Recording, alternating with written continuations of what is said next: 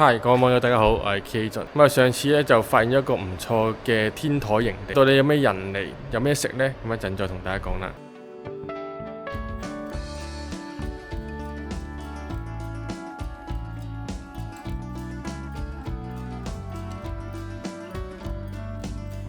我哋今次咧嚟嘅人咧就有15個，有7個香港人，比例都相當之多。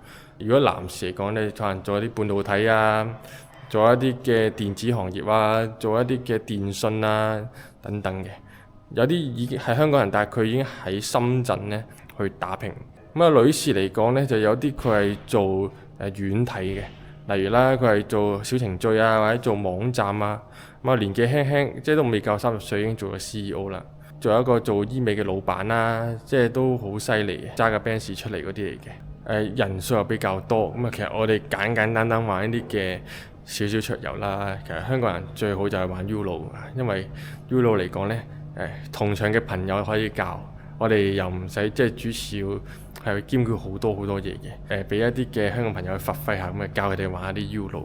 其實 Uno 呢，好容易玩啦，輸咗就做少少真心話啦。呢啲真心話嚟講呢，即係無傷大雅，炒熱下嘅氣氛都 OK。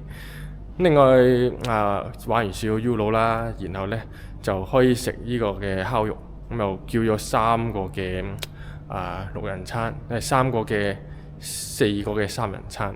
其實一個3人餐都唔係好貴啫，即係都係300蚊左右，4人餐300蚊左右。亦都係啦，男士餐費100，女士餐費就80。當然啦，報名費又另計啦。但係亦都 OK 嘅，嗰個燒肉我睇落去都即係嗰個燒肉都係個量都幾多嘅。在場嘅朋友都話都食得都幾飽，又唔似之前呢，有啲參加者就話其他嗰啲社團嗰啲呢，即係點100蚊啊，然後俾求其有啲薯條啊、薯圈你食嗰啲，咁嗰啲梗係唔好啦，嗰啲即係根本就係可能喺餐費入邊都有一筆咁樣，唔出奇嘅。當然我哋呢就比較公正啲，就係呢 AA 嘅，即係如果我哋有個餐費呢剩餘出嚟就會退翻俾大家。